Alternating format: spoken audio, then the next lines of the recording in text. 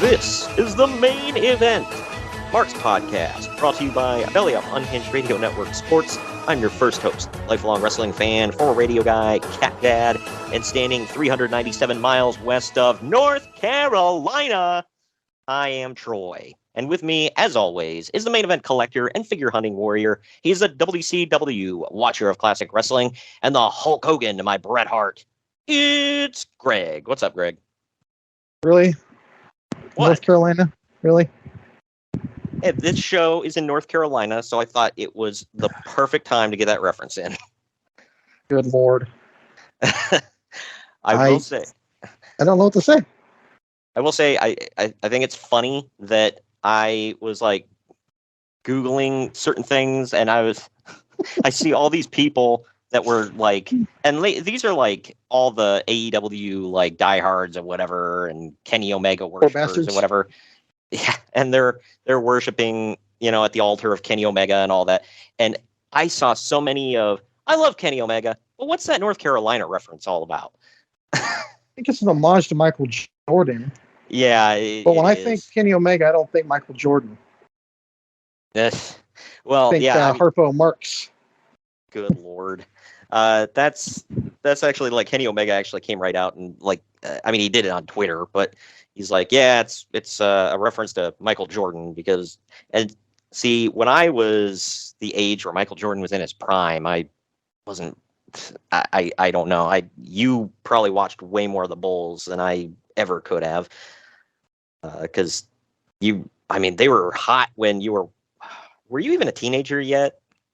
Oh yeah, when they were hot, I was 9 years old at that time, and then I didn't think until I was 14. So. Oh, okay, yeah. So that whole historic run.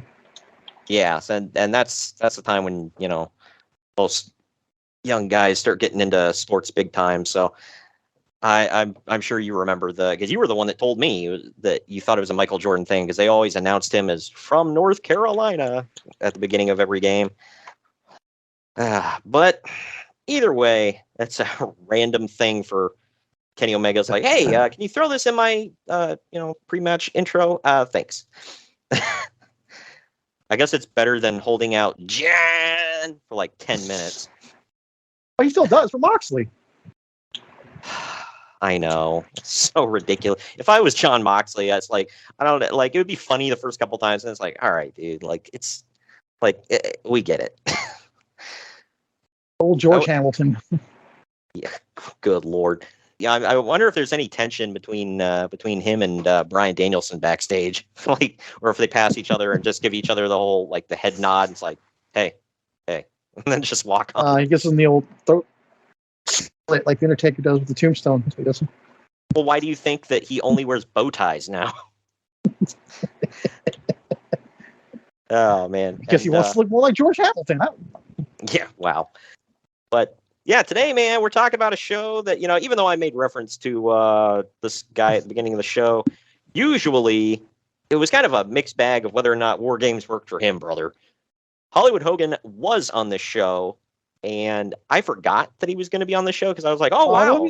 When we get to it, people will realize why you forgot because he comes off as like the biggest bitch ever. We'll get to it, but man. Yeah. Dork.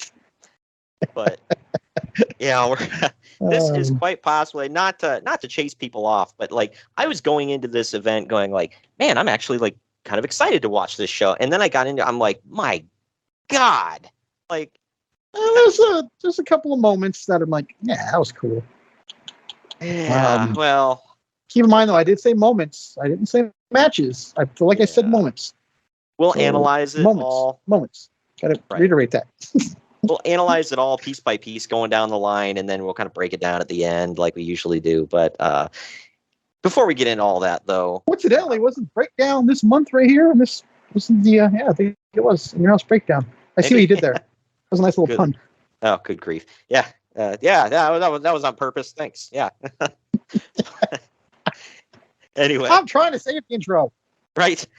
Either way, We're going to pause right quick to let you know that the Main Event Marks is sponsored by Swift Lifestyles. Their clean energy drinks and focus enhancers, great tasting vitamins, and big brain nootropics that are made and shipped from the USA. Go to swiftlifestyles.com and use our special promo code Main Event Marks.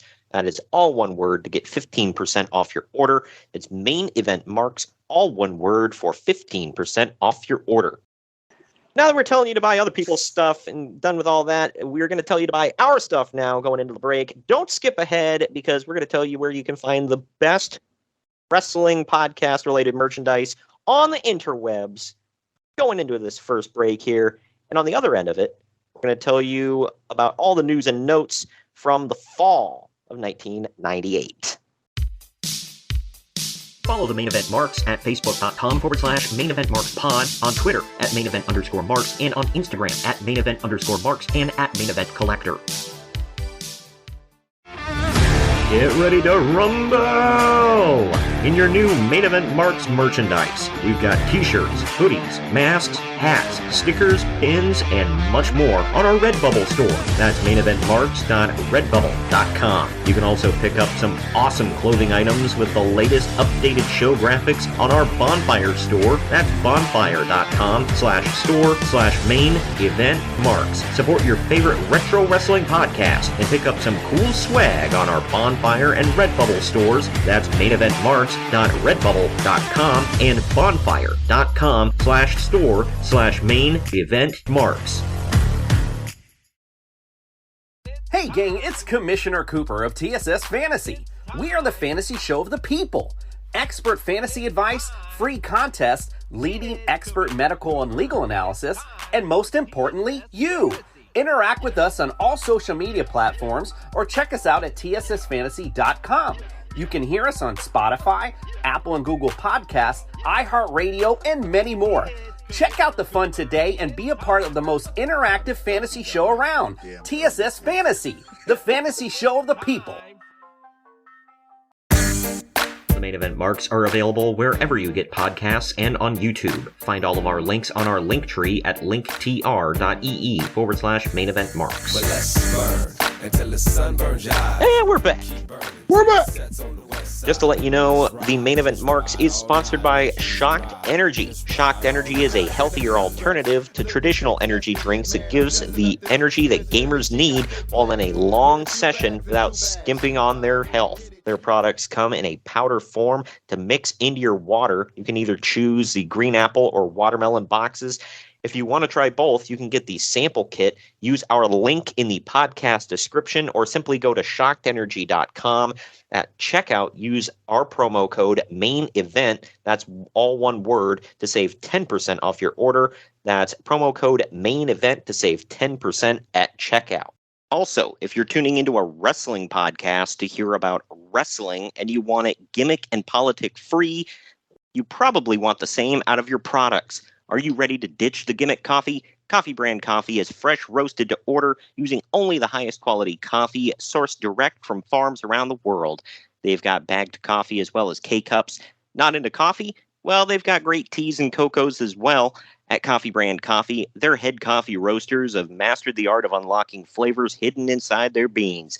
Each batch is custom crafted and curated to accompany unique flavor profiles. Click on the link in the podcast description or go to coffeebrandcoffee.com and use our special promo code MAINEVENT, all one word, at checkout to get 5% off your order. That's coffeebrandcoffee.com and use the promo code MAINEVENT to save 5% at checkout. News and notes time. 3 careers are ending or are in danger of ending this week.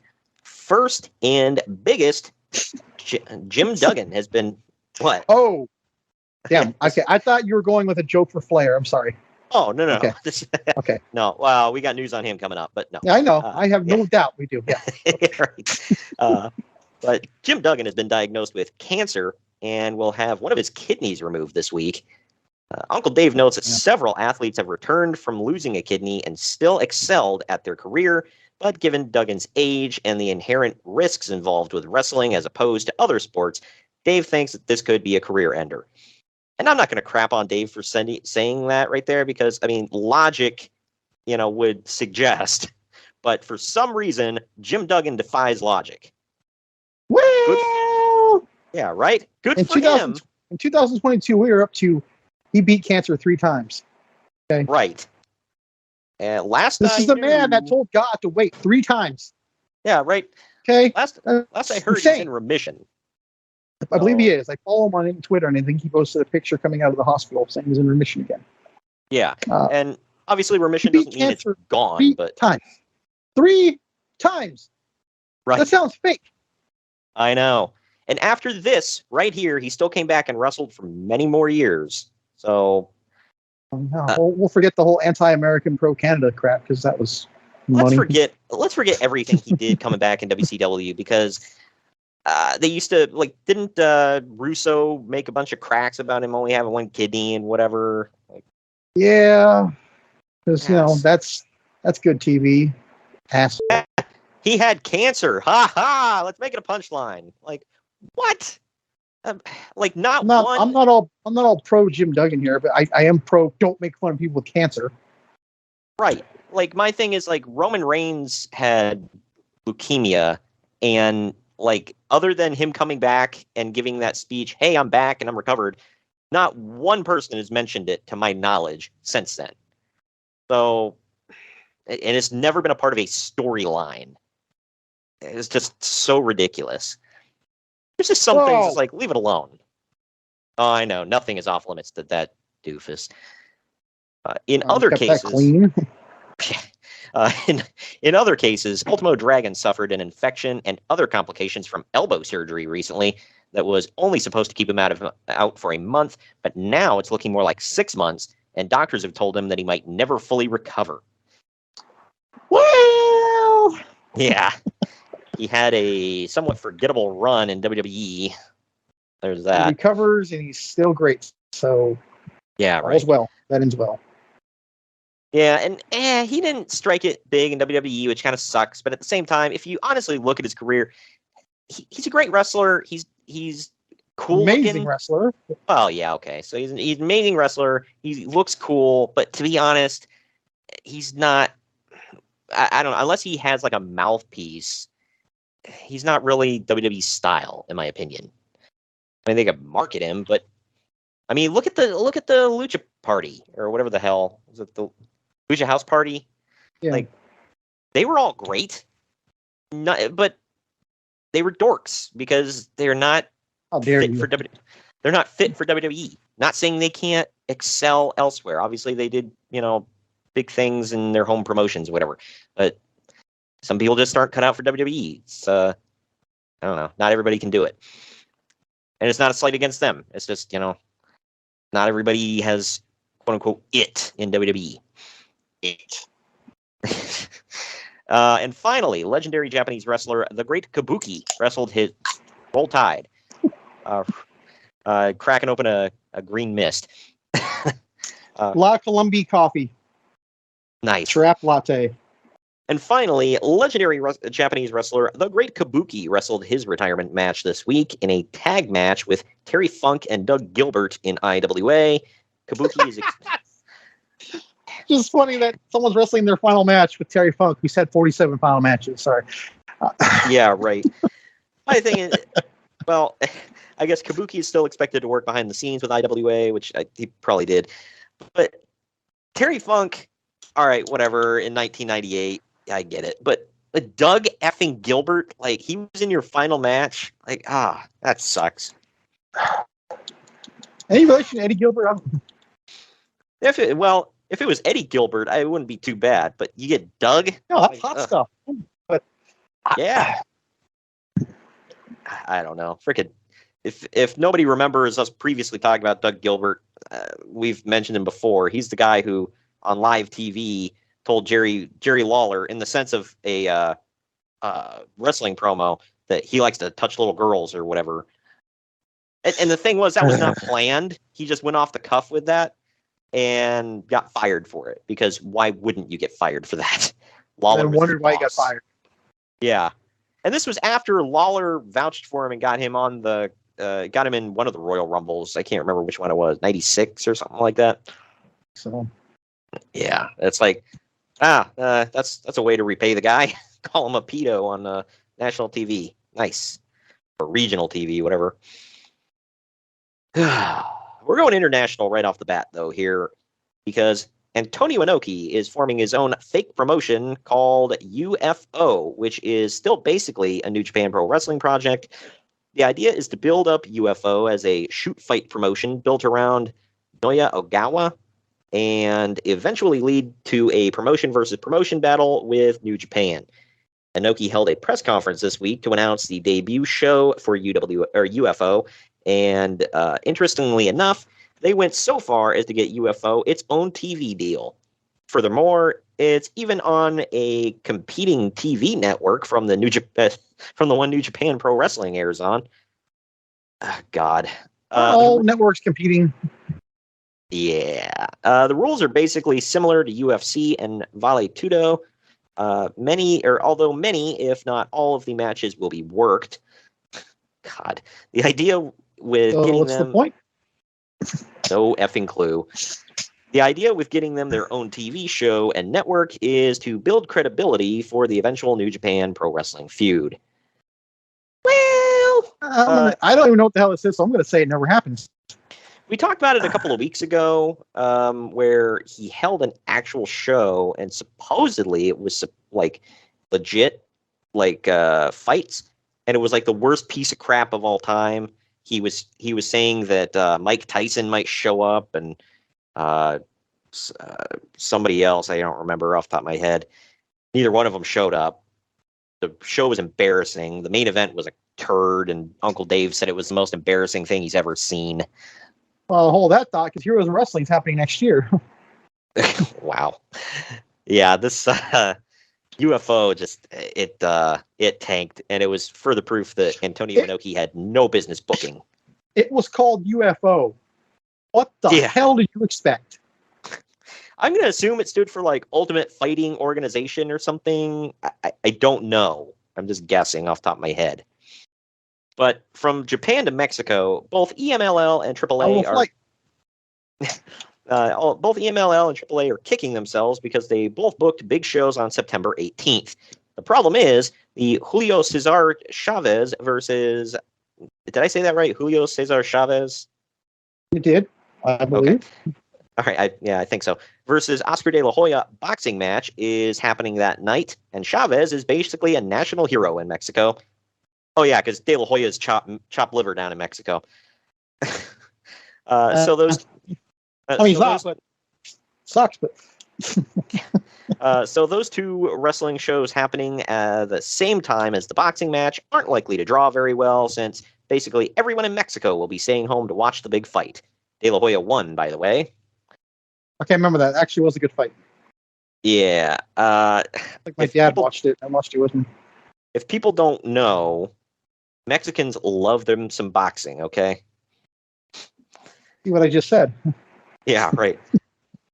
So, I mean, one of the biggest names in boxing is, well, I think, is he one of or the biggest name in boxing? Canelo? Mexican. Yeah, Canelo. Well, I would say he's the biggest. I think, but... Yeah, because Tyson Some might retired. Argue Tyson Fury, but... Yeah, well, now that he's retired and Floyd Mayweather... Oh, he's not. Retired, He came out of retirement. He's coming back. Oh, did he? Oh, yeah. Okay, then.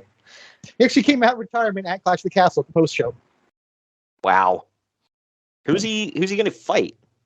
No word yet. Of course, the thought is Anthony Joshua, but that fight's kind of lost its luster. But I don't know. We'll see. Man, somebody must have flashed enough cash in front of his face. He's like, all right, one more. No, he said he's got a couple more in him. So. Oh, well, then they flashed a Ryder truck full of cash in front of his face.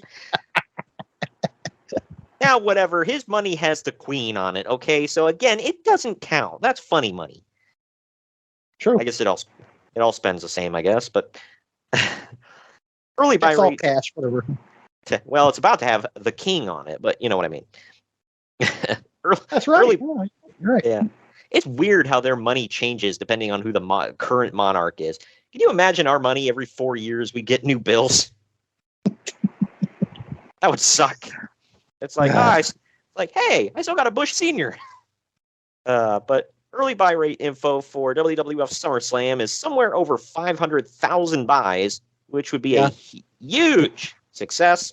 Makes sense. That was a great SummerSlam. Yeah. Now in the that's about- archives. Yeah. Right? That was the one in MSG. Yeah.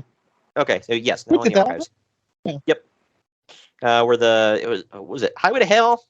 Yeah. Yeah. Okay. Yeah. Now in the archives. I think we did that one maybe our first year. Either way, one of the August shows. Go check it out. But that's about the same as WCW did with the Rodman Malone pay-per-view, and way ahead of the Road Wild pay-per-view with Jay Leno. You don't say. Oh, I'm shocked. Yeah. Wait a minute. It sold more than them going to Sturgis and putting Leno in the main event? No. I call BS, blasphemy, and every other thing. That just doesn't add up. But also, after SummerSlam, That sucked. again, you don't say. But after SummerSlam, they also did a thing where the WWF merchandise was being sold on the Home Shopping Network. They ended up doing around $250,000 in merch sales in about an hour, with almost 10,000 callers calling in. That was just the Austin 316 and DX shirts, I believe. Yeah, and apparently the New Age Outlaws showed up on and like were they had different ones coming in and out, whatever. And the Outlaws came in just hammered drunk. Oh man, again, I am shocked. I know. Scissor me, daddy ass. Oh man, but they did it in an hour. They did $250,000 in merch sales. That's nuts. 1998 was probably the hottest year in wrestling history. Oh yeah. Well, the WWF has produced, speaking of merchandise, they've produced a limited quantity of Austin Rules Goldberg Sucks shirts that will be sold for sale, or that will be for sale at some mall stores. I think this was before Hot Topic was a thing, so that wasn't it? Maybe Spencer's? I don't know. I think Hot Topic was definitely a thing. I feel like I went into the Hot Topic when I was like 14 years old. So, Oh, okay. but I don't think it was doing stuff like this though. Yeah. I don't remember them always selling wrestling shirts. I was kind of in the last, I don't know, 15 years, maybe. They are now up to MLW, I believe. Yeah. Oh, wait, do they really? Yeah, there's no more WWE or AEW ones there at all. It's all MLW now. Wow. I have not seen any wrestling shirts in any of my Hot Topics recently. It's just all back to music and anime. Huh. Well, speaking of, how hot everything is right now, Stone Cold Steve Austin gave Regis Philbin a stunner on the Regis and Kathy Lee show last week. I remember this. Rest in peace, Regis. You're my boy, Reg. Anyway, speaking of Austin, there was a spot early in his SummerSlam match with The Undertaker where they seemed to smack heads against each other. Austin suffered a dislocated jaw and bit off a chunk of his tongue when it happened. Ugh. I think he said he was legitimately knocked out too. Yeah, that was the one where he said he's like, "Where am I?" And Earl Hebner leaned in. He's like, "You in the garden, kid." The God. Well, Olympic gold medalist Kurt Angle has signed a multi-year WWF contract. I wonder whatever happened to that kid. That's not going to work out. Yeah, right. He won't do a damn thing. Never drew a dime. I don't have the soundbite ready, so I'll just say it. Okay, man, he talked about his broken neck a million times. Never drew a dime. I broke my neck once at the Olympics. This one time at band camp. I swear, I was watching that promo with Ken Anderson, and like I said it before he did. I was like, this one time at band camp, and then he effing said it. I'm like, oh my god. I'm marked. Farouk missed some shows recently because his brother was murdered. Good That's Lord. effed up. I never heard of that before. I didn't either. Yeah, even the guy who was like copying down like the observers, he put in parentheses. He was like, "Good Lord, I never heard of this story before." I'm like, yeah, that sucks, man. That explains why he was randomly off TV, because I remember he was teamed with two people, Scorpio randomly, and then he was just gone. Huh. And then he'll come back and be with Bradshaw, and I guess that never really goes anywhere. But Yeah, he's gone for quite a while now. I think about it. I remember that. Like, he's just gone. yeah, man, That that's sucks. awful. Yeah. Well, something else that sucked for somebody else here. Road Warrior Animal had arthroscopic knee surgery, and he'll be out for a few weeks. On TV, they claim that Hawk is in rehab to play into his current angle, and when Animal is ready to return, they may put the two of them back together in some sort of conquered his demons triumphant return type of angle. That, or he'll try to commit suicide by jumping off the Titantron, but, whatever. I think that already happened, actually. The Titantron thing? Yeah, I think it already happened. Oh, okay. Also, people always say that. He did not jump. You go back and watch it. Dross pushed him. Right. Well, because he just kind of like climbed up there. I was like, hey, look at me. I would have laughed if he climbed up and he's like, I am a golden god. Wow. Kudos, anybody gets that reference. Anyway, Hawk is in really poor shape, not just because of his real-life drug troubles. He's got a lot of health issues with his liver and due to hepatitis C. Yeah. Jeez. You remember them talking about that on Dark Side of the Ring, that he had hep C? I do, because I was like shocked. Yeah, I never knew that. Yeah, and he was freaking still wrestling. I would have been like, I ain't getting in the ring with him. Like, what the hell, man? Didn't the Undertaker almost kill Cowboy Bob Orton for that crap? Yeah, right. Like he legitimately almost killed him, or he strangled the hell out of him, or something like that. I will say, I did not know this when I was younger, but you can, and I guess he did, beat hep C. There's stuff you can take. It's a long process, but you can get over it, and get it out of your system most of the time. So it's not a death sentence by any means. But this one I didn't know anything about because I didn't watch the show. But Sable will play a woman in an all-women's prison on an upcoming episode of Pacific Blue. You remember this show? Sounds kinky. I guess I do remember it. That was the show with the cops on bikes, right? Mario Lopez was in it? I guess, maybe? I don't know. Because somebody said this was about as close to softcore porn as you could possibly get on cable television. So I don't know. It was about cops on bikes. I don't know.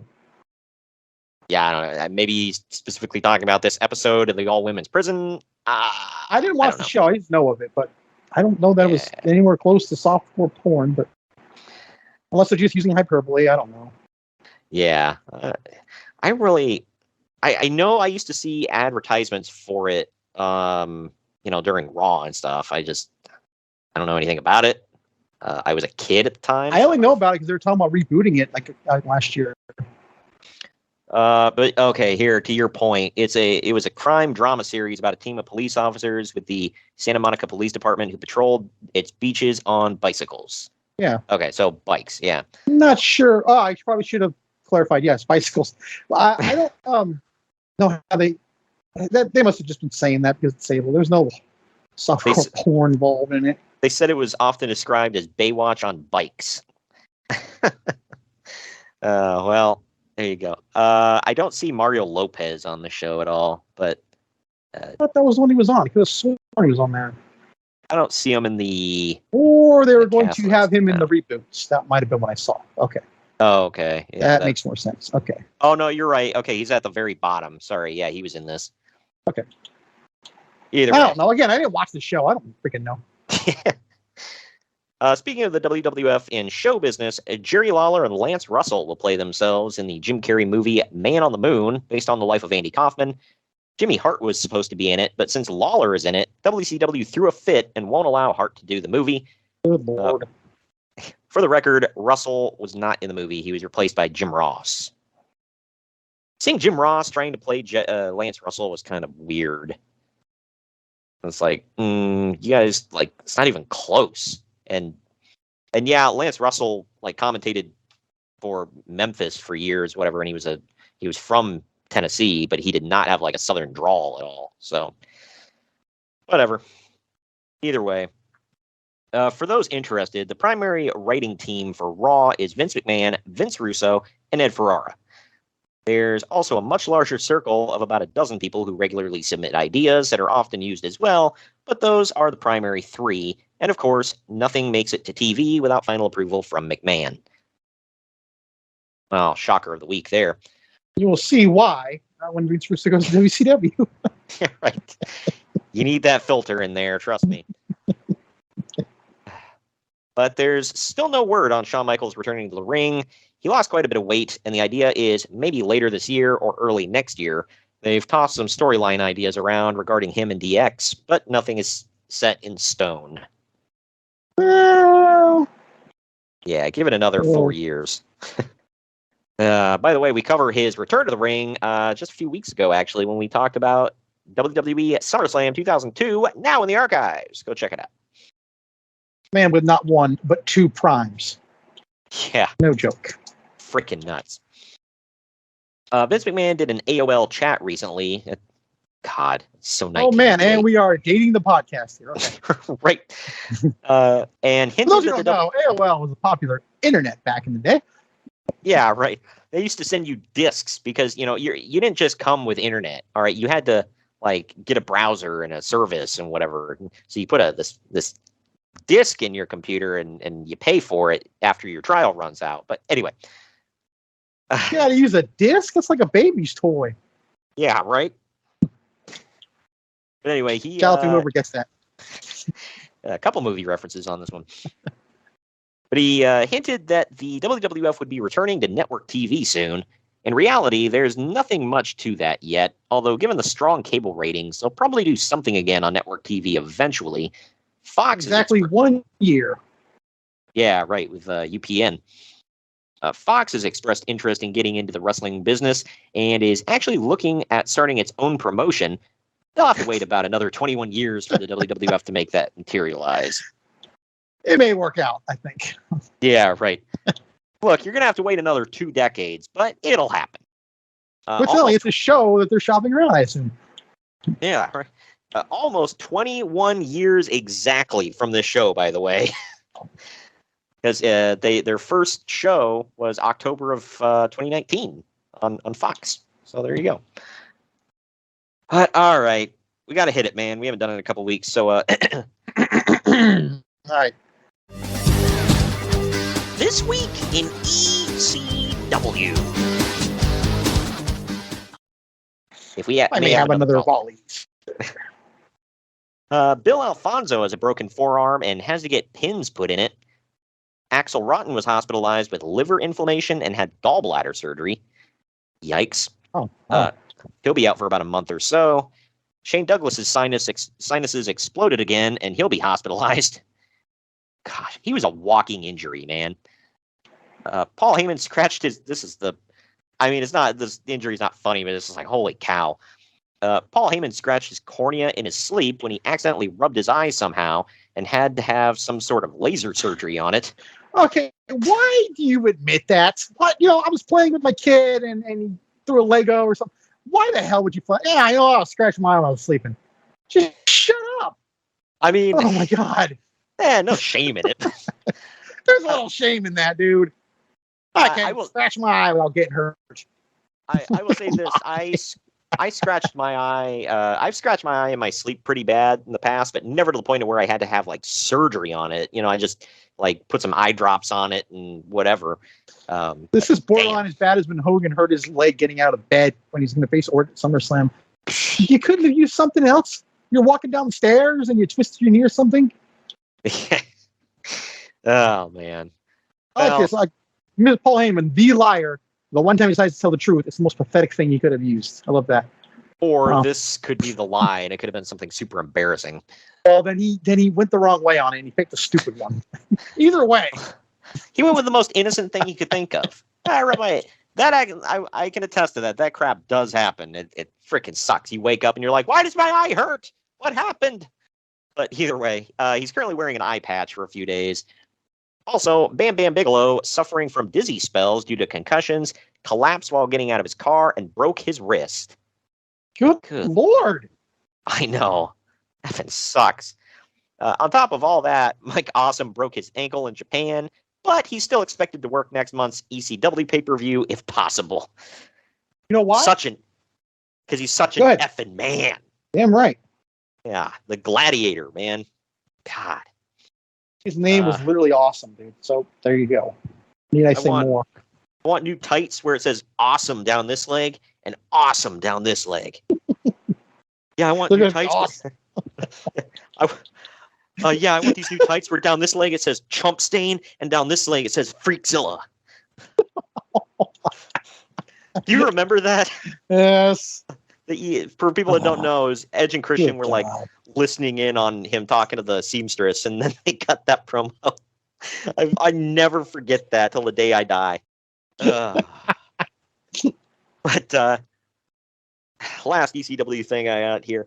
The idea of doing one of Atsushi Onita's exploding ring matches in ECW this year has been postponed until the spring, and if it even ends up happening at all, it does not. Oh darn! Yeah, just you know what, blow the crap up. All right. Maybe it would have been best if they blew up the damn ECW arena, not hurt anybody. Just like. Oh yeah, don't hurt anybody. They're already hurt anyways. Why you blow more crap on them? Lord. That's like you just catch the roof on fire and everybody has enough time to pile out right before it all collapses. You've been doing the city a favor. Wow. Wow. Am I wrong? Let's move on. Anyway. Now to WCW, where unless things change, Ric Flair is still scheduled to return next week on Nitro in Greenville, excuse me. Neither Flair nor WCW have dropped their lawsuits against each other, however.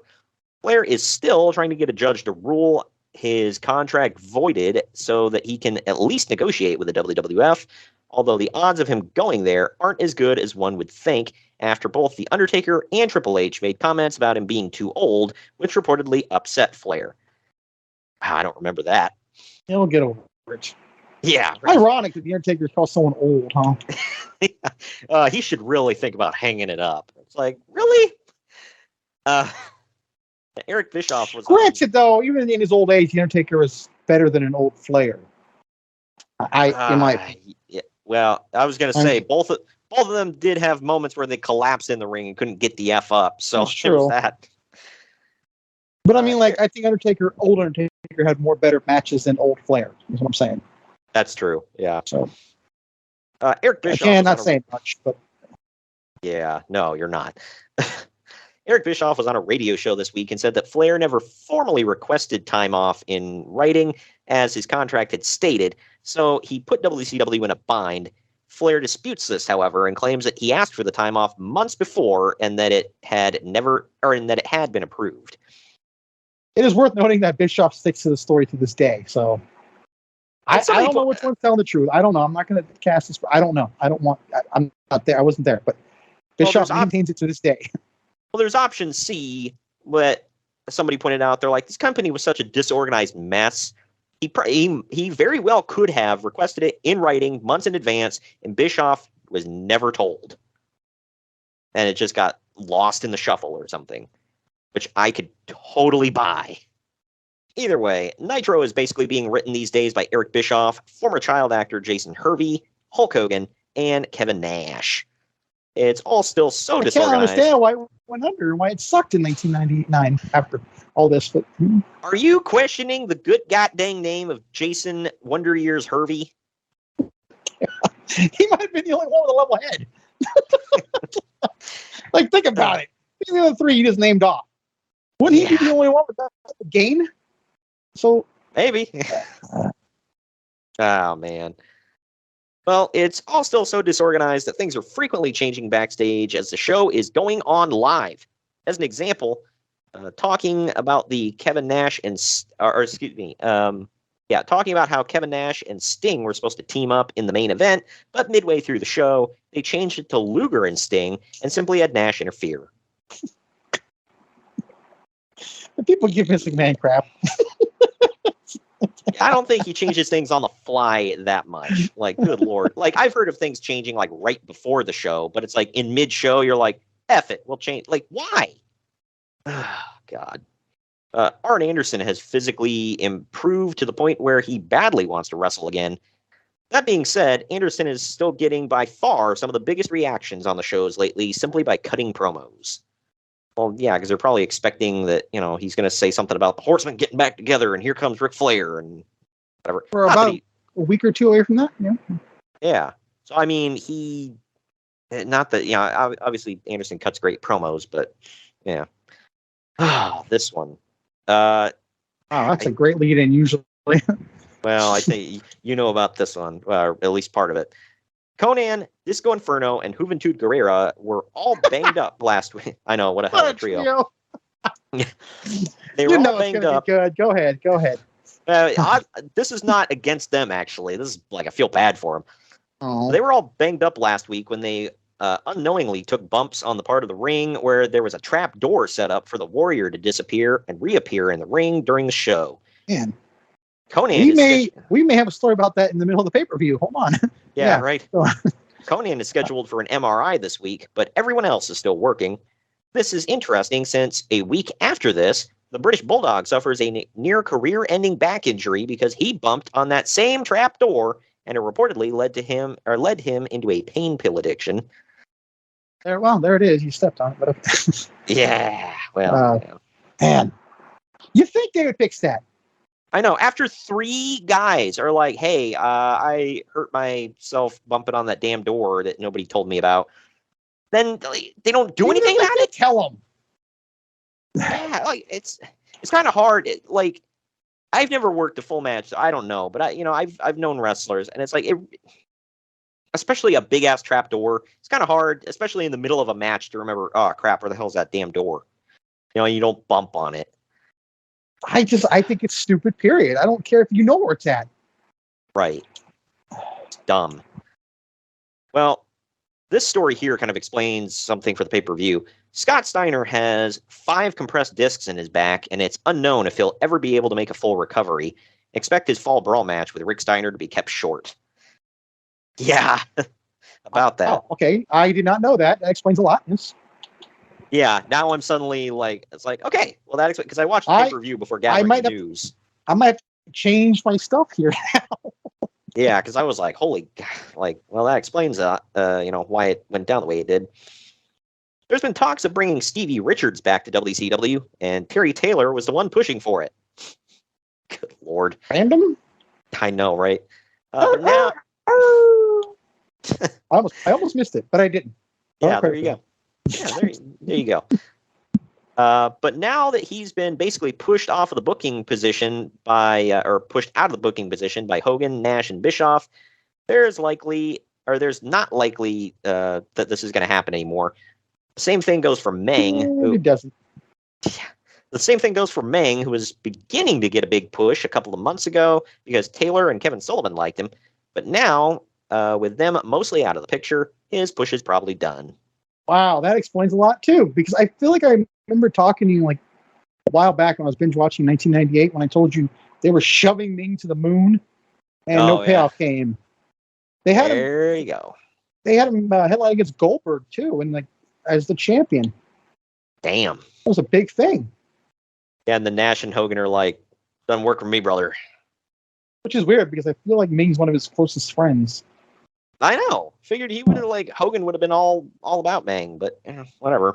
Maybe Nash didn't like him. This one takes me back. Just to show how big wrestling is at the moment, the St. Louis Cardinals, which is the hottest thing going in sports right now due to Mark McGwire chasing the single-season home run record, played the Atlanta Braves. One of your friends might really like this story, by the way. Yeah. By the way, if any Reds fans that are listening, they're hating this story too. But anyway. That's what I meant, but yes. Yeah, right. Yeah. The game drew the Braves' highest rating of the season, 2.6, which is about half of what Nitro and Raw do on any given Monday. McGwire hit his 55th home run during that game. Oh, man. I mean, that's a pretty good rating, but damn, that's only half? I remember watching, I tuned into his games just because my dad was following his what he was up to and all that. I'm a huge, a diehard Oakland A's fan, and obviously started with the Oakland A's, so I watched still, but yeah. Yeah, he was on your team before he started juicing. No, to be fair, he started juicing on our team. Oh, well then. All right. Yeah, get it right. Excuse the F out of me. Who admits this, you ask? I do. We spoke about him earlier, but Jason Hervey's mom runs a production company and is working on developing a movie. Does he share an account with her? Does he share a bank account with her? Okay, I couldn't resist. Sorry, let's go. Good Lord. Well, it was just we found out in Discovery that anyway. But she's working on developing a movie for Sting to star in. This one pissed me off. Uncle Dave said he wonders why wrestlers who can't even act within the context of pro wrestling are getting acting gigs, while the actual good actors in wrestling never seem to. Oh, okay. First of all, go to hell. Second of all, who's the good actor in wrestling he's talking about? I know. I'm intrigued. I want to know. 1988, who are we talking about? I know. I mean, Kevin Nash eventually did go on to have an acting career. So Hulk Hogan's the only one I can think of at this moment, and yeah, he didn't have a successful one. Steve Austin went on to have an acting career. The Rock, Kevin Nash. I mean, Rock didn't go on to have an acting career. The Rock went on to have an empire, but well, yeah. I think if you say he has a career, you're underselling him, dude. Honestly, but yeah. Well, it's like John Cena has a career right now. Yeah. And if you don't watch Peacemaker, what the hell's wrong with you? But yeah. Oh yeah, that's good ass show. But I don't understand. Like, how is Sting like? Okay, so he can't cut the best promos, but it's like, how is he a bad actor? Here's my question: how do we know? Yeah. What has he done to be? Oh, he sucks. Yeah. Right. The F ever. Any questions there, dude? Chris Benoit is still out injured, but was told to fly into Nitro anyway because they still wanted him to appear. So he packed his bags and flew out there, only to find out that they decided at the last minute not to put him on the show after all. As you can expect, he's pretty pissed. He'll be on the show at the Horseman reunion, but that's pretty stupid. I know, yeah, I'd be pissed. It's like, so I had to leave my family to come out here for this? Cool. Last couple stories I hear. I feel like I heard Big Show or Jericho saying that during one of the old documentaries. They bring 40 people to TV and rush someone to there only to be told, never mind. I know. It's like, what a waste of money. Like, no wonder they were hemorrhaging money by the time they hit like the end of '99. Good Lord. I would like to know who they replaced Benoit with. And I know people don't want to trigger anybody, but we're talking about like the wrestler in 1998 who was amazing. Who did you replace that man with? Because unless it was Bret Hart, it was not worth it. Yeah. Well, my thing here is like when Bischoff first came in, he was Mr. Frugal and we're not going to fly you out unless we absolutely have to, and we're gonna budget and whatever else to make money. And now he's just like, I'll fly like 100 people out. We're not going to use you. Whatever. It's not my dime. Yeah. Like why? The last couple stories I have here, Bret Hart related. Speaking of him. The movie that was being filmed about Bret Hart last year is called Wrestling with Shadows and will be released on video soon and air on TV as well. Pretty good documentary. I've never seen it. So. Oh yeah, me and my dad actually watched it when it was on TV. It was really good. You and I talked about it's kind of pretty dirty pool that he wore a wire in for a meeting with Vince, but right. Whatever. More so they aired it too, but now we know why they aired it. But still. Well, I was gonna say it was dirty pool, but at the same time, if I was one of the documentary guys, that's freaking gold, dude. Like, I'm sure it made their careers. California, man, you're looking at a couple of years for that. We have really crazy ass laws about stuff like that. But, I don't know. Yeah, they were up in Canada, so I don't know. That's what I mean. Yes, they probably had it a lot more easier. But you pull crap like that here, oh man. I know in Ohio and Texas only have single state consent laws, which means only one person on the line has to know that they're being recorded, and you can be that person. Which kind of negates the whole thing, doesn't it? Yeah, right. Well, that's how. I know the fact that I'm recording this. Okay, it's okay then. Right. Basically, what they're saying is no one can record your call. That's all they're saying. Like no third party. Right. Right. Yeah. So you can't have somebody spying on you. They just. I get the definition, but one person that's on the call has to know. I know this one guy would he would do these segments on his show sometimes where he would call up different ones, do like investigative whatever, and kind of he would pry into like different things, and at the end of the call he's like, hey, I just got a quick question for you before we go. Are you aware that Texas is a single party consent state? And they're like, say what? And he's like, all right, go, have a good night, have a good day, bye. Sounds like a prank call. Yeah, right. All right, last story I got here. Bret Hart will also appear in an upcoming episode of the Honey, I Shrunk the Kids TV show. Owen would also appear alongside his brother. I didn't even know they had a show for that. Yeah, it was on Disney. I used to watch that back in the day. I was a little upset because obviously it's not the ones from the movie. Like, they get a guy who vaguely looks like Rick Moranis to be in it, but it was interesting. Funny enough, it didn't really follow the movies. It was just like different sciencey things and whatever. But it was fun for what it was. But anyway, that does it for that. We're gonna get into the event at hand now, and boy, what an event it was! On the other end of this break. Follow the Main Event Marks at facebook.com/Main Event Marks Pod, on Twitter at Main Event _Marks, and on Instagram at Main Event _Marks and at Main Event Collector. By God! Somebody's interrupting the Main Event Marks! Sit down, JR. It's just me, Kyle Sullivan, aka Shaggy Von Doom, your host of Here in Puckburg on the Hockey Podcast Network. I know, a hockey show on the Main Event Marks. Who would have thought? This is an invasion angle. Somewhere between the Nexus and when WCW tried to invade WWE, somewhere in there. But I'm over here just telling you that one half of your tag team champions over here, Greg, he told his story of his love for the game of hockey over on my show. And if you'd like to hear that story, all you have to do is search Here in Puckburg wherever you get your podcast or on YouTube. In the meantime, Shagamania's got to go run wild on some other hockey show. So, just remember, quote the Raven, nevermore.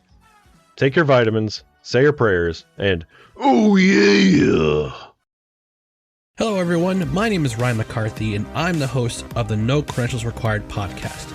Start your work week with the Monday Drop-In, where I talk about the sports beat in the Capital District, also known as the Mighty 518, as well as Metro New York sports from an upstate point of view. I also give a life lesson from a weekly sports story, so you might learn something from that. I also have a midweek podcast where I interview different sports personalities and talk about a wide array of topics.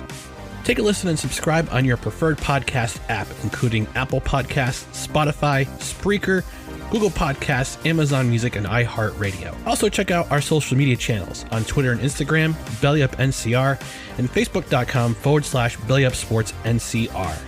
We're a part of the Belly Up Sports Podcast Network in association with Godzilla Media. No credentials required, where you don't need a press pass to talk sports.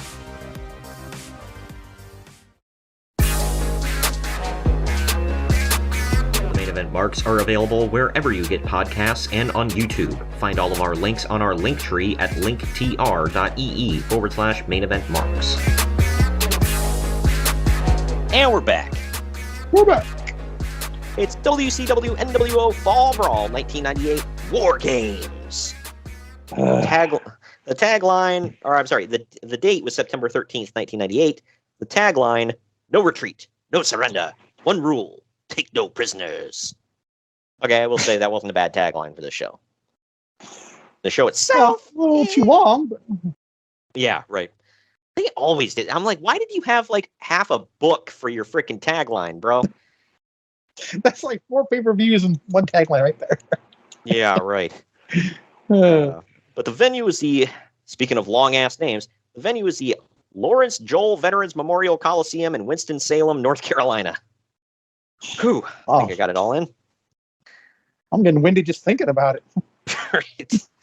The attendance was a sellout of 11,528. So, regardless of quality. Sold this out.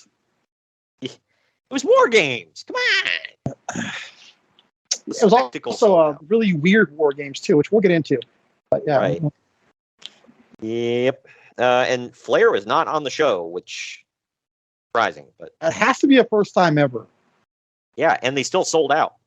So nuts. But the buy rate was 240,000, so pretty damn good.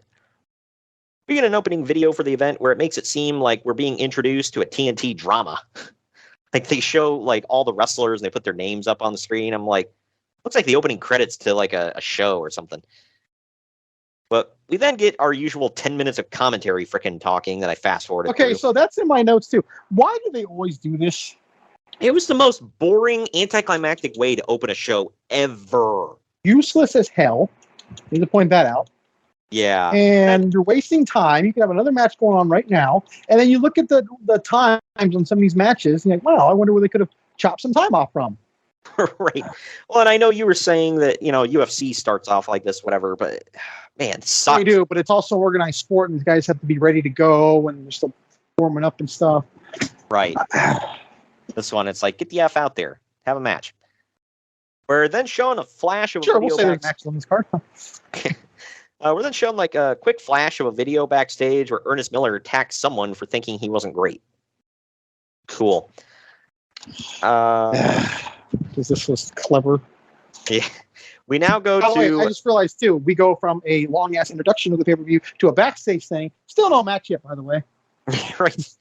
And they're like, hold on, we got to cut away from our useless talking to show this. And it's like literally a 5-second video. And then they're like, all right, we're back from more talking. But You'd think Russo was already there. right. But now we go to Mean Gene Okerlund on the stage where he gets interrupted by Chris Jericho.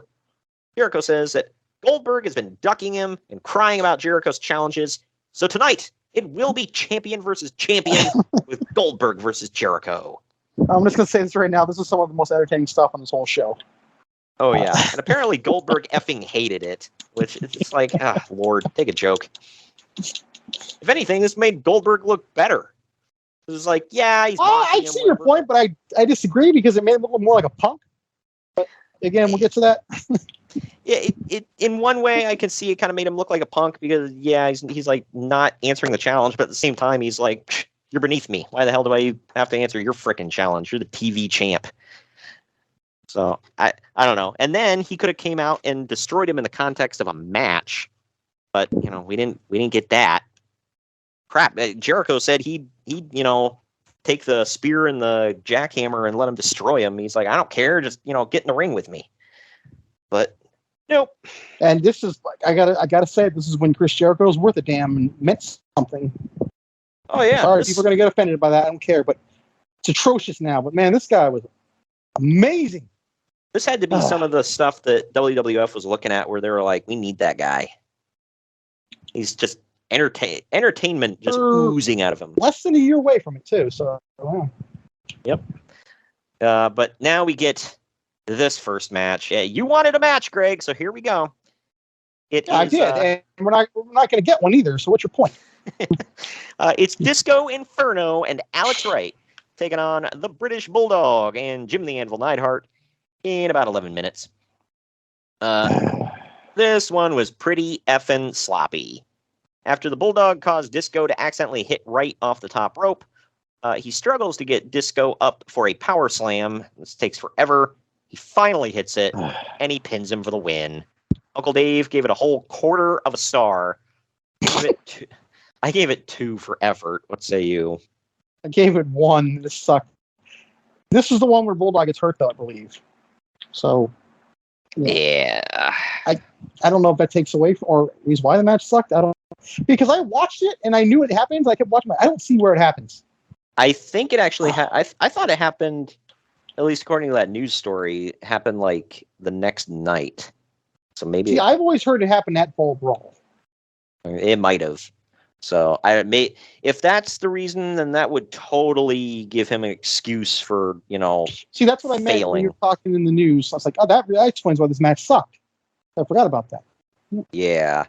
Well, I remember that as I was watching it. I forgot about it when I rated it. I forgot about it until you said it in the news. It just came back to me. My mind's going, dude. Sorry.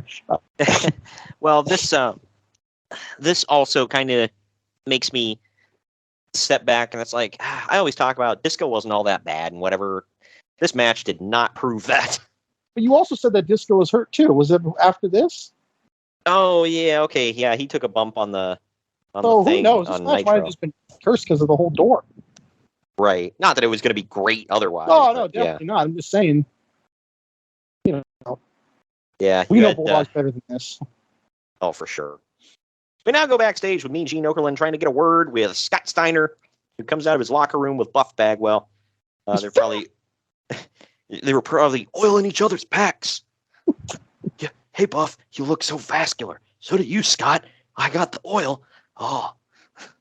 Anyway, I don't know why they're both John Laurinaitis. Oh my God. Hey, Scott. I don't know what's worse. The fact almost was the fact that you do that, or that you do it so well. This is bad. But anyway. Hey, Hunter, you want to hire me? You got better picks than Vince. Don't tell him I said that, though. Hey, I've got an idea, Hunter. How about you and Scott have a pose-off? Yeah, that'd be real great. You can show off your vascularity. I'll even oil you up beforehand. Good. God. But Scott shows off an ice pack on his back. He's got a little Band-Aid on his arm. All I can think of is Paul Blart, where he's like, takes a Hello Kitty Band-Aid and he puts it. He's like, it's not so bad. Oh, but man. he says that he's injured and he can't wrestle against his brother Rick tonight. Little did we know he really was injured. Buff So this leads has off. been a running thing, by the way, for a couple of pay-per-views when he just refused to fight him, base him, and all that. And J.J. Dillon eventually had a stronghold him on an episode of Nitro. Yeah, right. Well, Keep in Buff mind, leads- this has been building since February, I believe now in the archives, since Super Brawl, which I was at. We turned on him. So this feud has been brewing since then. They've yet to have a blow-off match. Oh, yeah. So Well, crazy. this was supposed to be it, but that is in the We'll get to archive. yeah. Okay. But Buff reads a doctor's note saying that Scott can't compete tonight. But J.J. Dillon walks up, reads a letter, says that it's bogus, and Scott must compete or he's barred from WCW. Dillon then rips up the paper and walks away as Steiner and Bagwell scramble for it. Now, this. Chris Jericho's theme hits, and he rips off Goldberg's whole entrance, coming out of the locker room, whatever. But his security is Ralphus and a mullet-having redneck named the Jerichoholic Ninja.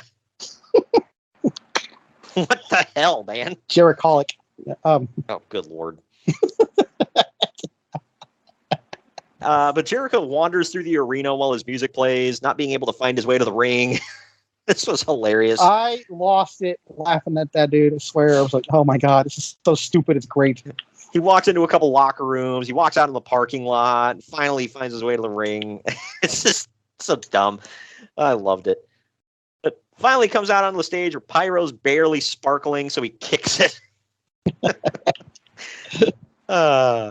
And then Goldberg's theme and Pyro hit finally, and the crowd goes ape crap. The babies hit the roof. Then a dude comes out that looks like Goldberg's brawling buddy. Gilbert's not a thing yet. Wait, is he? Wait, he might be a thing actually. Yeah, I don't know. think he's a thing. Yeah, Okay. but if people don't know what the brawling buddies are, go look up the Goldberg brawling buddy, and then watch this. Tell me that's not him come to life. But Jericho beats this guy up, makes him tap to the Lion Tamer, and then grabs his television title and leaves.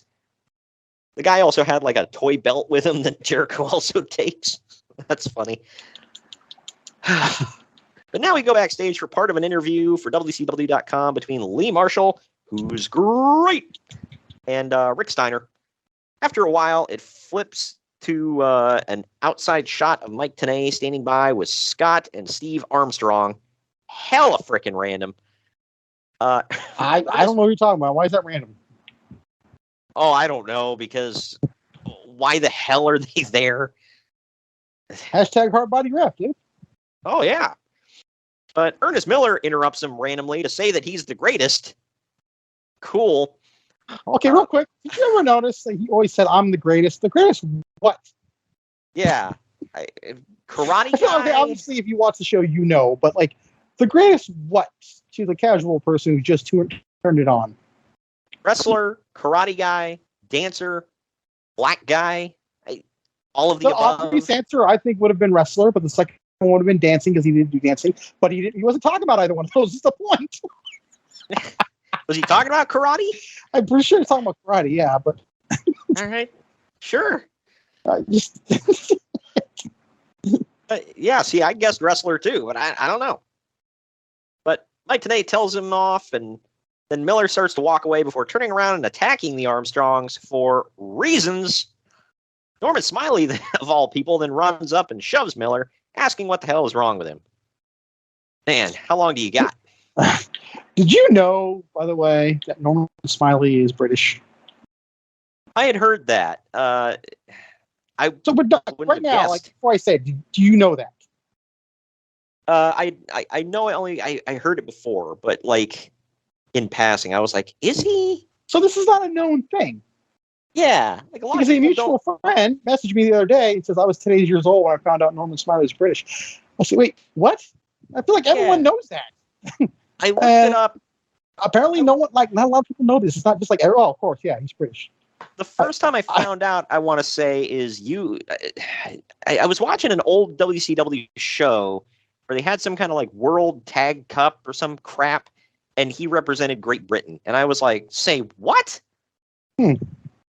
So it was him and somebody else. Don't ask me who his partner was, but I was just like, okay.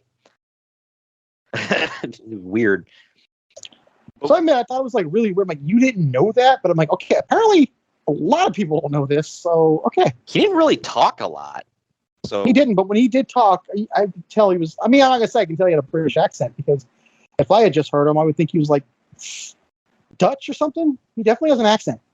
But yeah, like here, he's basically like, he basically yells, "What the hell's wrong with you?" You can't really hear an accent, so it's like if you're going off of like this, you wouldn't know. But I don't know. We now see a video package of Scott Steiner turning on Rick Steiner and then transforming into Big Papa Pump before trying to duck and dodge Rick. And it leads us to this. It's Scott Steiner with Buff Bagwell in his corner versus Rick Steiner in 5.5 minutes. These two go hard from the opening bell. And then, well, Buff Bagwell gets involved at one point. Rick goozles him and then throws him face first into the ring post, and he lays motionless. Everyone plays up that he re-injured his neck, and they stretcher him out. Scott goes with him. Crowd never chants. bought it. Yeah. This is like, what, the third time they've done this with him, by the way? Yep. Crowd chants BS, and they're clearly not happy as the match gets thrown out. Uncle Dave gave this negative star. Yeah. For the little bit of wrestling, I give it a 1.5. Say you. A whole star. Yeah. Rick, like, dominated him, but we kind of know why now. Rick follows him to the ambulance, and even Eric Bischoff follows to see if everything is okay. Once the ambulance doors close and Rick has his back turned, Scott and Buff pop out and attack Rick. Security separates everyone as Scott shouts profanity at his brother. Go figure. Oh, Lord. But up next, we have Juventud Guerrera defending the Cruiserweight title against Silver King in about 8.5 minutes. Careful, we might get something that resembles a wrestling match here. I'm not sure. Oh, I know, right? It's weird. Well, I will not spoil anything, but this is my highest rated match thus far. But even without the benefit of hindsight, I never once believed that Silver King was going to win this damn thing. Juventud. Silver King was probably one of the lower end cruiserweights they had, though, so, to be fair. Yeah. But he's getting a shot on pay-per-view. Opportunity. F that. But Nice Juventud eventually wins off of a Hoovy driver, followed by a 450 splash. Uncle Dave said that it's very obvious that Silver King is too big to be considered a cruiserweight, but if you're Mexican in WCW, that's where they lump you. So there he is. Can't argue that. Yeah, I was like, he's got a point. It's right, by the way, the obvious facts in front of your eyes. I just got to point that out, but yeah. I like the, like right here, cue the Falcon saying, he's out of line, but he's right. But Uncle Dave and I both gave this dose stars. What say you? I gave it 2. It was fun. If I'm grading on a curve, yeah, you got to give it more because, well, it's more than we've seen so far. Yeah, right. It's not like they had a high bar to jump over here. We now go back to the WCW.com area where Conan is being interviewed by Lee Marshall. He's probably giving a shout out to La Raza. Scott Hall comes up and says... And Frosted Flakes. Wow. Scott Hall comes up and says that he heard that Conan was talking about him. They get into a bit of an argument before Hall throws a cup of ice in Conan's face. Oh, man. Anyway, up next. That was stupid, by the way. You couldn't pick something better. This is weird. I was like, what's even going on? I know it's hyped for their match later, but I'm just like, this is weird. By the way, I didn't expect it, but how about it? A match breaks out. We get Raven with Lodi and Canyon in his corner, taking on Saturn in a Ravens Rules match. It was about 14 minutes. So the rules are that if Raven wins, Saturn has to be his slave. That's got some connotations to it. However, if Raven loses, he has to let the flock go. Conan gets handcuffed to the corner, or not Conan, God, Canyon gets handcuffed to the corner so that he won't interfere. Lodi has a sign that says, "Bill, did you inhale?" See, I'm not gonna lie. It took me like 10 minutes to figure out what that meant, and then I realized how freaking funny it was. To nobody that gets it, it's a Bill Clinton reference. No, yeah. well, then you didn't have sure fun. I was like, sure you didn't, Bill. Why would you take a puff off a joint and then not inhale? That's like, what's the point? You gotta do far worse in your presidency, sir. So just saying. Yeah, right. I wasn't gonna give a damn about some weed, but whatever. And who would have known years later, Barack Obama in his biography would raise like, I did crack when I was in college. We all experimented a little bit, it happens. It's like he's just like out loud and proud about it. Whatever. I mean, we all. This dude's hiding weed. Yeah, he's like, I didn't inhale. Meanwhile, the next Democrat president after him is like, yeah, I did crack. What of it? Like, okay. I mean, whatever. Everybody does dumb stuff in their youth. I didn't judge him for it. It was freaking weed, though. Like, come on, dude. No one gives two craps about weed, dude. Oh, during that time, though, man, it was still. Man, the marijuana cigarettes are going to kill you. Marijuana. But again, he will do far worse. So he should have probably just owned up to this. Anyways, I don't want to get into that. Whoa, dude, we're not. Yeah. Anyway, well, now it seems as good a time as any to say, we talked about it in at the beginning of the show.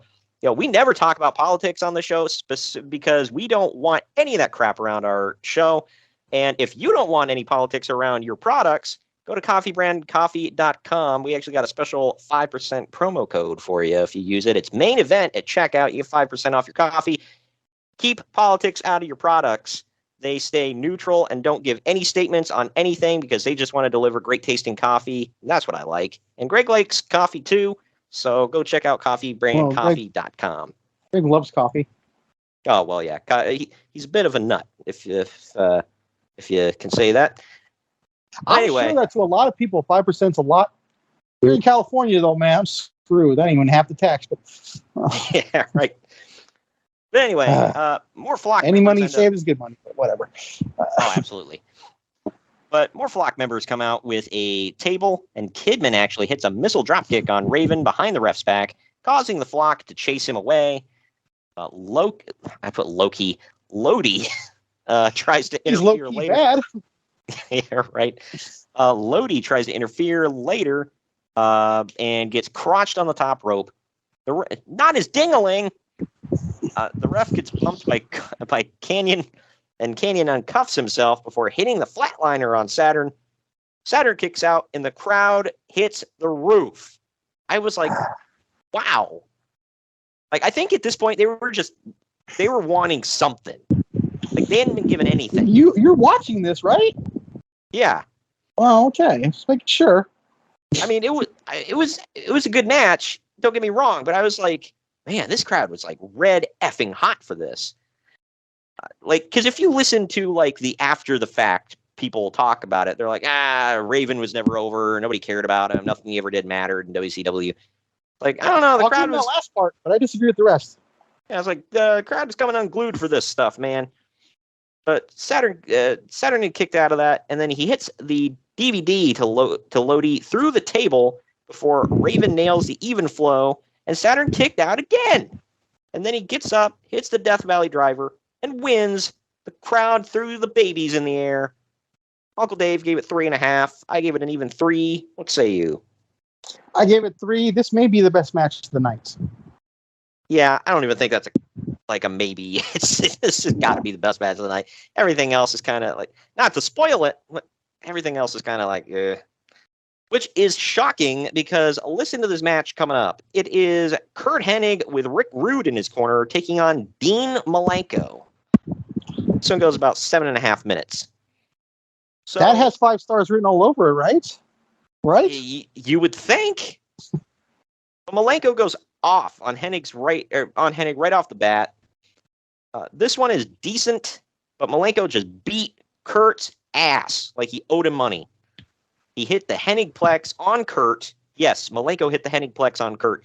And then Rick Rude breaks it up breaks up the pinfall and draws a disqualification. Oh, Lord, Uncle Dave gave it a 1.5. I gave it 2. What say you? I gave it 1 because, man, it was not that great. And then they finish it like that. Man, that's terrible. Like, what the frick, man? We got to add up these finishes at the end of the show because that just. Also, I feel like we just had a short on our YouTube, TikTok, whatever you put it on, about Kurt Hennig having a bad match. And apparently this is a running thing. Do you realize this? Somebody had replied and said, "Oh, he's never had a bad match in his career. Get the F out." And I'm like, did you watch his WCW run? Because I beg to differ. Oh, granted, this is where most of his bad matches were. Right. His first run in WWF, no, I don't think he had a bad match at all. Here, just like mother of God. I get it. He was a little bit older. I'm not going to say over the hill yet, but he was and I get he had a lot of injuries piling up too. So, there's that. But, and it can be argued he probably shouldn't have came back. But right. Yep, I agree. But I always like it when we get heat like that from people because they think it's, oh, well, you're just sparing him, he's going to like him. Quite the opposite. But when someone's not good, you have to call it. Yep. I mean, we can't sit there and say, oh, man, this was fantastic, when it clearly, objectionably was not. We've seen bad Kurt Angle matches, and I think he's probably the greatest pure wrestler God ever made. It's okay when someone has a bad match. That last run he had in WWE, his retirement run where he was having all them singles matches, most of them were not good. So, but Hennig and Rude continue to beat on Dean Malenko, and Arn Anderson runs down to help him. But Rude and Hennig take him out and beat on his left arm. I think that's the one that's his hand's all frozen up, isn't it? So I did right. I'm not trying to be funny, but what's the point of attacking an arm that apparently he can't feel? Yeah, I don't know. Again, I'm not trying to be funny or anything. It was that was the whole thing. Oh, he can't feel his arm, so they're gonna beat on it. Yeah. Why? Weird. I don't know. Did you ever hear him talk about when he got his surgery, his neck surgery? He said that wasn't super common that a lot of people had that done when he had it done. And he said he woke up in excruciating pain, and the doctor apologized to him. And he was looking back, he's like, I probably should have sued the guy because he didn't necessarily botch the surgery, but he said he did a crap job with it. And he said if he would have got it done properly, he wouldn't have been in the shape he was in. That really sucks. But up next is Scott Hall. God, good Lord. Next. It's Scott Hall with Big Vincent taking on Conan in 12 minutes, 3 seconds. Here's another pair of guys where I'm like, I didn't mean to pull a Chris Collinsworth, by the way. Here's a guy. Here's another pair of guys, though. I'm you can't go wrong with these two, right? Yeah. Well, I will say I liked this match way more than Uncle Dave did, and apparently more than you did. Clearly more than I did. Right. Well, the men have their dueling crowd call-out promos before the match.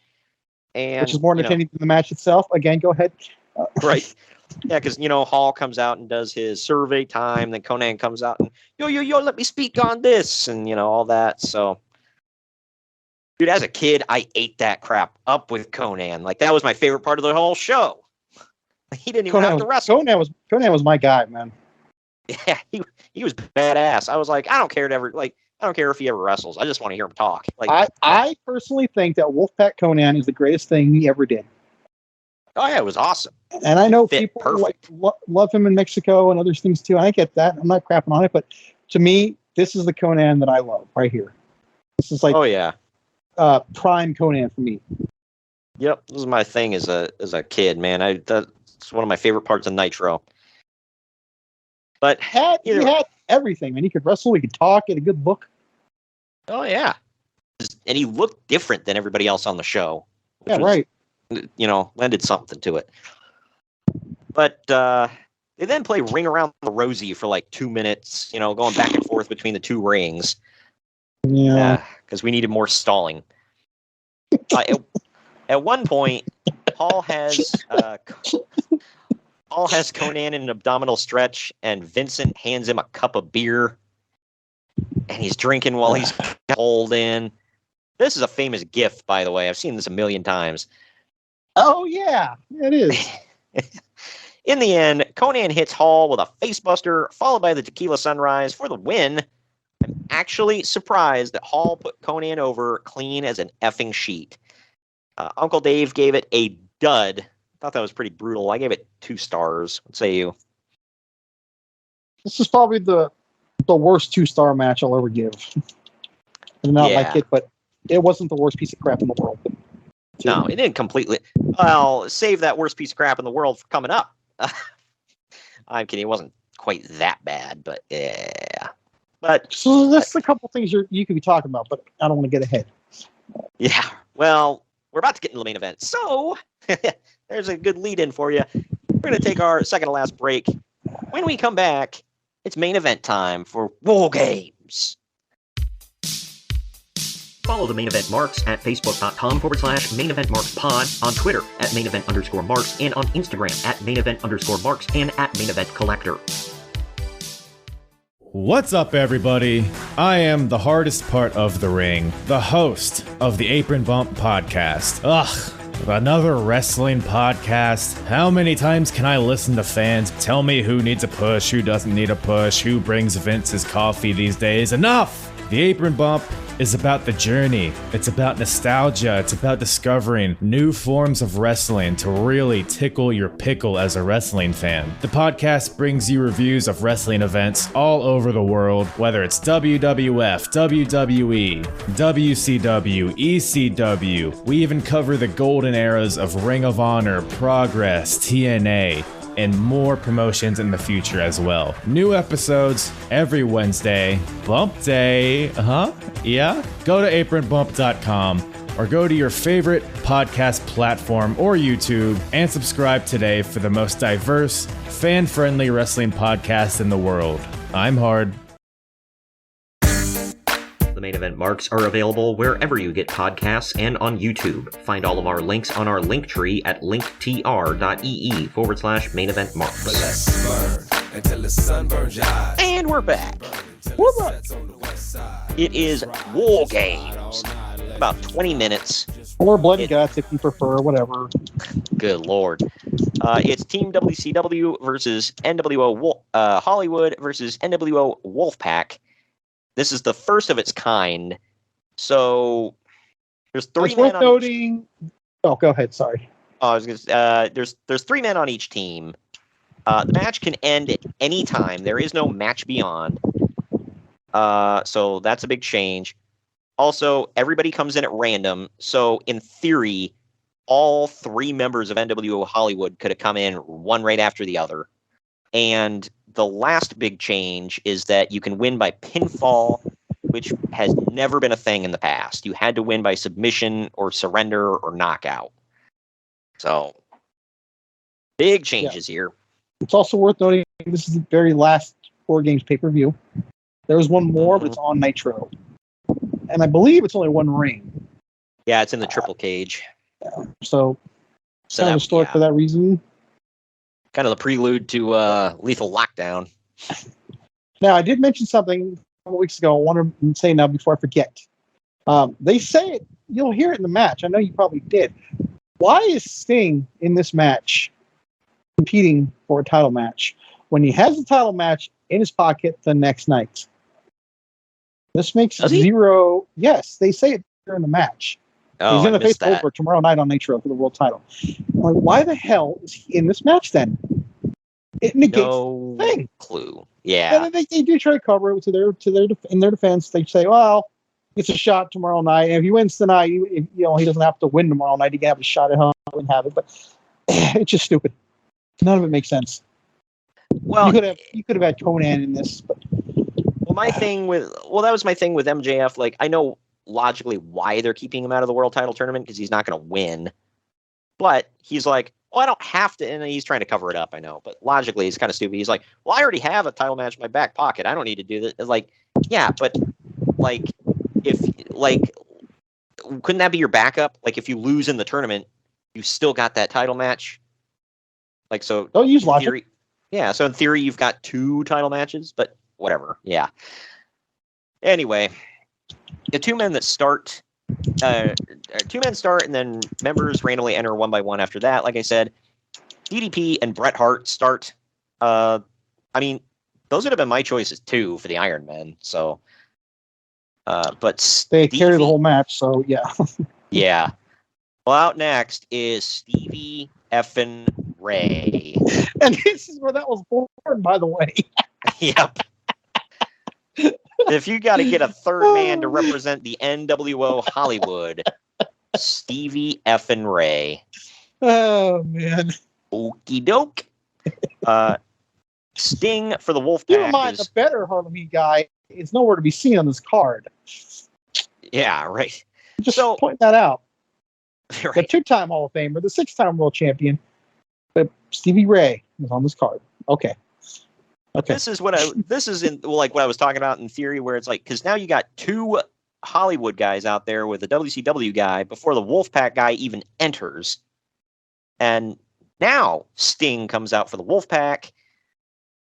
He does his trademark dive from one ring over the ropes into the other. I always like that. Roddy Literally, Piper he invented it, I believe. Yeah, I think the first time I saw him do that was in '95. He might have did it before then, but first time I saw it was '95. Roddy Piper comes out next for Team WCW, and for some Like reason a starts. freaking madman, by the way. Yeah, and he's for some reason starts beating up everyone, including DDP, who is his partner. I got to remind you. That's why I was confused. Is there a 4th team? I overlooked this and I give it a pass because I'm like, it's Piper, he's nuts. So Yeah, but like DDP like was selling for him and stuff, wasn't he? Like, dude, I'm your partner. What's going on? God. oh, Bobby even said it. The crazy man, he's in care who he hits. I guess so. Well, Lex Luger is out next for the Wolfpack. Kevin Place Nash goes is nuts, by the way, even though he's not over, like people say. No, Greg. Nobody gave a crap. You shut your mouth. I need to point that out every time. People always say, "Oh, no one likes Luger." Shut the hell up. Listen to the reactions he gets. I know. What are you hearing? Thing? Well, no. Nobody cheered for him. You could hear a pin drop. Like, oh, for God's sake. You couldn't hear a freaking bomb go off outside because how loud it was inside. So, right. Kevin Nash is now out for the Wolfpack. But as the Wolfpack is dominating, Hollywood Hogan sneaks out before his time and beats them all up with a slapjack. Here's where I said I'm not sure if he's legally in the match since he came out early.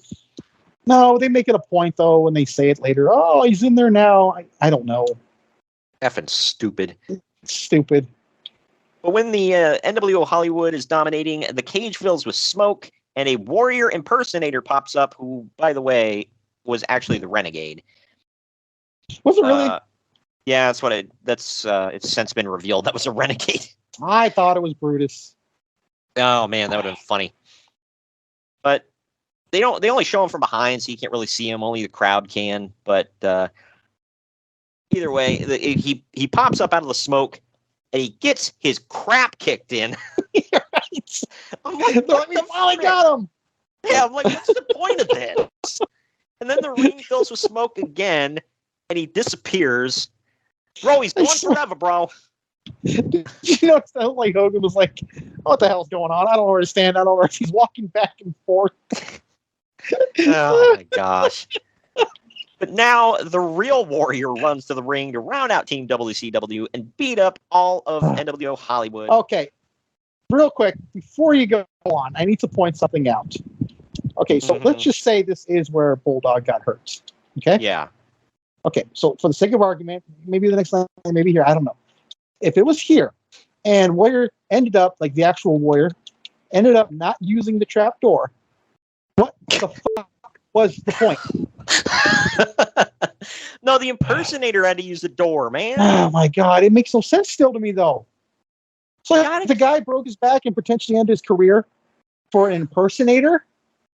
Yeah, for a 2-second spot that was dumb as F. Yeah. Yes. Yes, Greg. Yes, you're right. You're onto something. Speaking of dumb as F, the Disciple runs out now, and he pulls Hollywood Hogan out of the cage before he locks it behind him. The Warrior breaks out and beats up Hogan and the Disciple before security breaks it up. Why? Don't know. This Okay. Hogan. I gotta be real. When I was a kid and he did that, I kind of lost it. For that, I thought it was cool that he kicked the hell out of the cage and broke out. There's something about it that was cool to me as a kid. Now I can see like the logic, but it looked cool. I will disagree with this first part, but I'm going to use this somewhat same logic here. There's a guy I watch on YouTube that says he can't enjoy the new House of the Dragon show, which is a prequel to Game of Thrones. He said, I can't enjoy it because it all leads to the terrible season 8 of Game of Thrones. So that's always in the back of my mind. Well, even if this was cool, I can't enjoy it because all roads lead to Halloween Havoc 1998. So true. So there you go. But either way, security breaks this up and it allows Hogan and Disciple to escape. If people don't know who the Disciple is, it's Beefcake. Who? Brutus the effin' Barber Beefcake. Yeah. He's got the same. As a kid, I had no clue. I had zero clue too. I had no idea. It's insane how night and day he is. Yeah. Because the last time we'd seen him, and I might be wrong on this, correct me, but the last time we'd seen him, he was the booty man. So I did not piece this together. I don't see how the booty man didn't fit in the New World Order. I don't get that one. Well, he tried. They accepted him for like 10 seconds. Yeah. Beat the hell out of him. He's had like 500 gimmicks just in WCW alone. There is a YouTube video. I urge people to go watch it if you get bored on the gimmicks of Ed Leslie. It's funny as hell. I bet it is. But anyway, in the cage, DDP hits Stevie effin' Ray with a diamond cutter and pins his ass to win, as he should have. Get his pin his bitch ass. My only note on here is he was literally in there to eat the pin. Now it makes at least some sense. Why couldn't that have been Beefcake? It could have been Vincent. Oh, Lord. That would have been worse. Actually, you know what, though? Honestly, it could have been Scott Norton. At least I would have added a little bit of credibility to it. Yeah. Could have been Buff Bagwell, too. Oh, yeah, him too, yeah. Well, no, he had a feign injury for the 500th time earlier. This is one of the worst WarGames matches ever. Uncle Dave. Also want to point out, by the way, because you just mentioned this all roads lead to Halloween Havoc. We're about to get one of the best matches in WCW. We actually already reviewed the best match in history. Wait, did we? No, sorry. That's my notes for next time. We're about to get one of the best matches in WCW history. Okay? But it's worth pointing out now, because I didn't realize until you just said that in order to get there, DDP had to beat Stevie Ray. Oh, hallelujah. That makes it even funnier. Yeah. In order to get Goldberg in the world title, you got to get through Stevie Ray. Well, yeah, man. He's an edgelord. He's one of the underbosses. But Uncle Dave gave this -4 stars. Okay, it was not that bad. Yeah, no buys. I gave this 2 stars, and I'm going back and forth on that one. Let's say you. I as well gave it 2, and then also going back and forth. There was a couple of moments that were cool. I have to remember when I was a kid how much I loved Warrior breaking out of the cage. And, right. Now I look back with hindsight, it's like, wow, British Bulldog's career ended because they had to get a 2-second cameo from apparently the Renegade. Well, yeah. I mean, it makes sense to me. Worse. I don't know what you don't get, Greg. Makes perfect sense to me. It all adds up. Anyway. Oh, it adds up to something, yes. DDP goes into the crowd after the match to celebrate, per usual. This event was extremely underwhelming, and I'm being generous. What the hell was this show? Uncle And Dave now said, you see why this was the last ever WarGames. well, Uncle Dave says that it's going to be near the top of the list of worst pay-per-views of all time. Okay, I disagree with that. There's far worse. Oh, yeah. Is it in the category? Yes, but in the top of the list, hell no. Is It was way sniffing, worse. Is it within sniffing distance? Yeah, okay. But, yeah. But anyway, that takes us to our final break. When we come back, we're going to hit them final ratings and tell you what's coming up on the podcast in the future. Right after this. Follow the Main Event Marks at facebook.com/Main Event Marks Pod, on Twitter at Main Event _Marks, and on Instagram at Main Event _Marks and at Main Event Collector. Good morning, good afternoon, good evening, and good night. My name is Thomas, and what's your name? I'm Alan. Alan. Oh, yeah. We're brothers. That's right. Yeah. Forgot The that. same mother and father. Your room was... Oh, we share the room. Shared a room. We share the room. Thought I knew your face. Yeah, from we go somewhere. way back, mate. Yeah. We should do a podcast then. We have. We do a podcast. We do a podcast. What's it called? The Broadcast. Yeah, that was planned. Yeah, well. What do we do? Well, we cover all different things in the world of pop culture. We're talking about comic books, we're talking about professional wrestling, and we're talking about movies. Go back and watch classic retro wrestling events, the likes of WWE, WCW, and if you do like that, you can check us out on Apple iTunes, also on Podbean, Anchor, and on Podknife. Also check us out on Twitter at The Broadcast. That's BROKAST. They nearly stuffed up the ending. Hey, it's all right. Good on you. Yeah. Instagram also at The Broadcast Podcast. Remember, we don't spell it with a C. We spell it with a K. Salute, mate. Take it easy.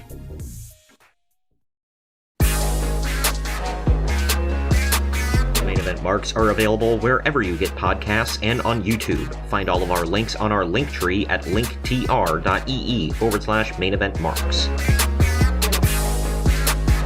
And we're back. We're back. Final I'm worn. ratings. I'm sorry. Oh, man. Thank you guys for sticking with us. That match was brutal. This final ratings here. Internet Movie Database gave this show 5.2 out of 10. CageMatch.net gave it 3.69 out of 10. I gave it a 6.5 out of 10 for B-, F+, somewhere in there. What say you? Solid F. All Sucked. around. The whole thing sucked. Who picked this, by the way? Am I dying on this hill? I forget. I want to say I did, but you vouched for it. I want to say I can't say for sure, but Obviously we don't ever just this is what we're doing. So yeah, we both agree Yeah. on it. But like, who threw it out there? Was it you? I think, like I said, Okay. I think it was me, and I think you Cool, vouched okay. for it. But I Oh, I but don't in your defense, I don't think you remembered it very well. So Yeah. yeah. Not to jump I don't know, man. Next week's going to be gangbusters at least. But Yeah, right. Well, we've got one more show coming to you this Friday. It is it's NWA Clash of the Champions Trace. Fall okay, I Brawl. forgot about that one. My mistake. Let me retract what I just said. I have not watched this one yet. I will say I listened to Tony Schiavone's review of the show, and Tony dug it, but then again, he likes that old stuff from this era. I'm only retracting the gangbusters part, not that it sucks. Yeah.